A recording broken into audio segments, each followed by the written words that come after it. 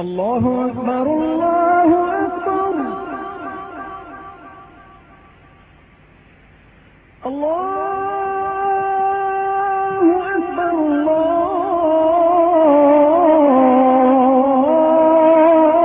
الله أكبر أشهد أن لا إله إلا الله أشهد أن لا إله إلا الله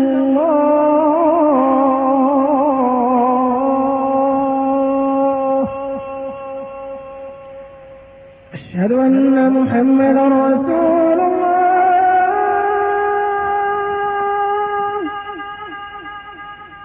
أشهد أن محمدا رسول الله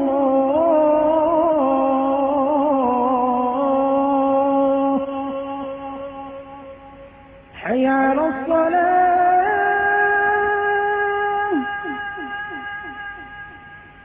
حي على الصلاة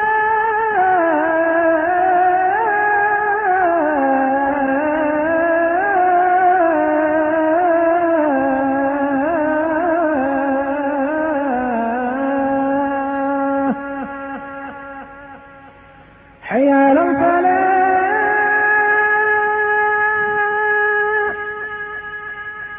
حي على الفلاح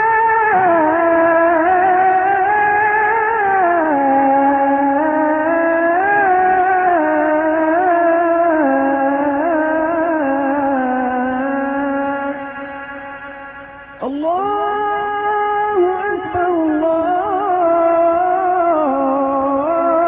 الله أكبر لا إله إلا الله الحمد لله رب العالمين والعاقبة للمتقين ولا عدوان إلا على الظالمين. Le chemin qui mène vers Dieu subhanahu wa ta'ala n'est pas un chemin facile, frayé, mais un chemin plein d'embûches, plein d'entraves, d'obstacles, sur lequel se dressent des ennemis qui tentent d'empêcher l'itinérant, le croyant qui chemine vers Dieu subhanahu wa ta'ala d'arriver à sa destinée et de réaliser la finalité pour laquelle a été créé, à savoir l'adoration de Dieu subhanahu wa ta'ala, réaliser la pleine soumission à Dieu subhanahu wa ta'ala. Parmi ses ennemis les plus dangereux, ou peut-on dire l'ennemi le plus dangereux, est notre ego. Ibn al-Qayyim rahimahullah nous dit que les maîtres spirituels sont unanimes sur le fait que un nafs, l'ego, se dresse entre le croyant et le cheminement vers Dieu subhanahu wa ta'ala. Et le croyant ne peut réaliser son cheminement, ne peut atteindre la proximité de Dieu subhanahu wa ta'ala sans avoir anéanti son nafs, prendre le dessus sur elle.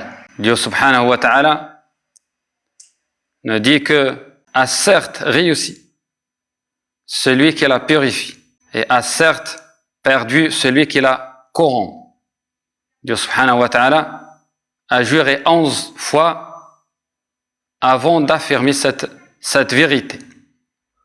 C'est pour montrer que le succès dans cette vie ici-bas et dans la vie dernière est lié à la purification de notre nafs. La purification de nafs passe nécessairement par al-mujahada, cet combat contre al-nafs. وَالَّذِينَ جَاهَدُوا فِينَا لَنَهْدِيَنَّهُمْ سُبُلَنَا. Dieu subhanahu wa ta'ala nous dit dans Surat Al-Ankabut, dernier verset de Surat Al-Ankabut, ceux qui font le jihad, qui luttent sur notre chemin, nous les guidons. Cette sourate était une sourate mécoise, et donc il s'agit ici de jihad al-nafs, car le jihad au sens des combats le djihad de l'ennemi extérieur est devenu obligatoire qu'après l'immigration, dans la période médinoise.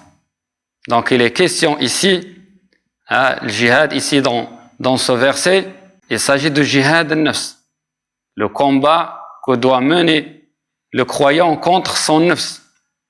L'imam al-Ghazali, rahimahullah, il nous dit que mujahadat al-nafs, le combat contre l'ego, est la clé de la guidance. Il nous dit qu'il n'y a pas une autre clé de la guidance si ce n'est al-mujahada. Mujahadat al-nafs. Le fait de mener un combat contre son nafs. Bien sûr, c'est un combat qui est de longue haleine pour pouvoir s'élever dans les degrés de la foi et donc passer d'une étape à une autre, d'un degré à un autre, d'un stade à un autre. Le Coran parle de 3 types de nafs. On parle de nafs al-ammara bis-sou', un nafs qui incite au mal. Et donc le nafs par nature, il penche vers les désirs, les passions, vers l'oisiveté, vers le repos, vers tout ce qui est facile. Et craint, il a l'aversion de tout ce qui est contraignant. Le prophète nous dit que l'enfer est entouré par les passions, par les désirs. Donc celui qui suit ces passions, ces désirs, il risque de tomber dans le feu de l'enfer. Et le Jannah, il est entouré par les contraintes, par des choses que le nafs, par nature, n'aime pas, déteste. C'est nafs dans son premier degré, dans son premier stade. Nafsul ammaratu bis-sou'. C'est la nature première de nafs, de l'ego. Puis, il y a un deuxième degré qui est nafs al-lawwama, qui se fait des reproches. Et donc, c'est un nafs qui est meilleur que la première. Parce qu'il y a une certaine conscience. Lorsque le serviteur s'égare, tombe dans le péché, il y a cette conscience intérieure, ces remords et cette contrition qui le rappelle à l'ordre. Et donc, c'est la période des combats. Au premier degré, l'être humain, il est l'esclave de son nafs. Nafs al-ammara bis-sou'. Dans ce stade, le serviteur, il est l'esclave de son nafs. C'est elle qui le guide. Et donc, il doit donc multiplier les efforts, redoubler d'efforts, afin de purifier son nafs et de passer au stade suivant, qui est nafs al-ammara bis-sou'. Et l'objectif, bien sûr, la finalité ultime de tout croyant, c'est d'atteindre ce stade de nafs al-mutma'inna, l'âme apaisée, tranquillisée, apaisée par l'adoration de Dieu subhanahu wa ta'ala, par l'invocation de Dieu subhanahu wa ta'ala. Donc c'est un effort à fournir, c'est un combat, comme j'ai dit, de longue haleine. Et le croyant ne peut atteindre sans atteindre cette station de nafs al-mutma'inna, l'âme apaisée, par le vouloir, par le désir. Mais il faut qu'il y ait une volonté, qu'il y ait un effort et une lutte. Sufyan Thawri, rahimahullah, ce grand savant, il a dit: la chose la plus dure que j'ai trouvé à manier, à travailler, c'est mon ego. À un coup, je prends le dessus, et à un coup, il prend le dessus. On voit qu'il y a une lutte, il y a un combat. Abu Yazid al-Bastami, rahimahullah, ce grand savant spirituel, nous dit: j'étais le forgeron de mon ego, de mon nafs, durant 12 ans. 12 ans, j'étais en train de travailler son nafs. Le forgeron, il travaille le fer afin qu'il devienne malléable, pour pouvoir façonner des objets ou des choses. Donc il a fait un travail sur soi durant 12 ans. Et j'étais le miroir de mon cœur pendant 50 ans. Ça veut dire que pendant 50 ans, il scrutait ses défauts, ses tares, ses vices. et il essayait tout le temps, sans cesse, de se corriger, de s'améliorer. C'est ça le cheminement, c'est un effort continu, un travail permanent afin de s'améliorer. L'ihsan, pour atteindre l'ihsan, l'ihsan c'est l'excellence, c'est un effort sur soi et c'est le fait de s'améliorer de jour en jour. Un homme est venu voir Abdullah ibn Umar radiyallahu anhuma, il lui dit, il l'interroge sur le jihad. Et Abdullah ibn Umar radiyallahu anhuma de répondre, commence par ton ego, par ton nafs et fais le jihad sur ton nafs. Dans un hadith, le prophète sallallahu alayhi wa sallam dit que Al-Mujahid, c'est celui qui fait jihad contre son nafs. Parce que l'ennemi intérieur, il est plus dangereux que l'ennemi extérieur. Et donc le combat contre l'ennemi extérieur est occasionnel, alors que le combat contre l'ennemi intérieur est permanent, continu. C'est un combat continu. Il dit Al-Muhajiru, c'est celui qui Al-Mujahidu, c'est lui qui fait le jihad contre son nafs. Imam Ali radiyallahu anhu nous dit que Dieu subhanahu wa ta'ala ait miséricorde de certaines personnes. Donc il parle des compagnons, les premiers compagnons. Ceux qui les regardent, ils ont l'impression qu'ils sont malades. Mais ils n'étaient pas malades. C'est à cause de Al-Mujahid, de leur combat contre leur nafs. Donc l'effort est demandé. C'est quelque chose qui est primordial. Donc on ne peut atteindre la proximité de Dieu subhanahu wa ta'ala. On ne peut réaliser la purification de notre nafs sans fournir d'efforts. Rabi'a al-Aslami radiyallahu anhu, ce compagnon qui était au service des compagnons du prophète sallallahu alayhi wa sallam, il passait certaines nuits chez le prophète sallallahu alayhi wa sallam, et donc lors des nuits, donc il ramène au prophète sallallahu alayhi wa sallam de l'eau pour les ablutions. Et le prophète sallallahu alayhi wa sallam lui dit demande ce que tu veux. Donc c'est une chance, une nuit, le prophète sallallahu alayhi wa sallam lui dit demande ce que tu veux. Il lui ouvre cette porte énorme. Et on sait bien que le prophète sallallahu alayhi wa sallam, son invocation est assurément exaucée. Donc il peut demander ce qu'il voulait. Mais ce jeune compagnon avait une grande aspiration. Il aspirait à être avec le prophète sallallahu alayhi wa sallam.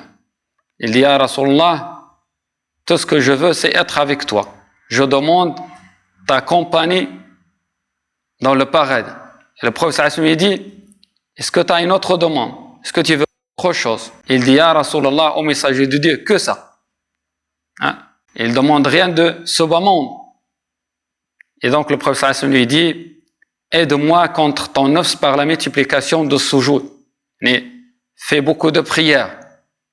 Donc certainement, il a demandé, sa demande sera certainement exaucée. Sera avec le prophète sallallahu alayhi wa sallam. C'est le prophète sallallahu alayhi wa sallam qui lui a ouvert la porte. Et donc il a demandé, sera avec le prophète sallallahu alayhi wa sallam. Mais le prophète sallallahu alayhi wa sallam lui a dit, tu dois quand même faire l'effort. Tu dois faire l'effort.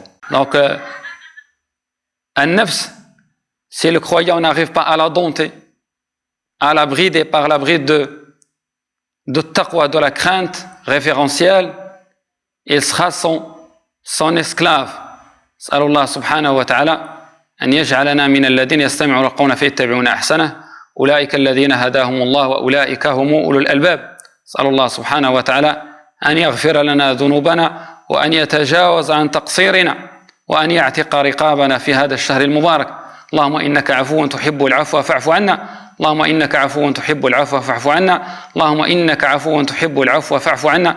اللهم اصلح لنا ديننا الذي هو عصمة أمرنا واصلح لنا دنيانا التي فيها معاشنا واصلح لنا آخرة التي إليها معادنا برحمتك يا أرحم الراحمين يا رب العالمين. Donc n'oubliez pas de sortir zakat al-fitr avant la prière de l'Eid. Donc il faut la sortir, c'est une obligation.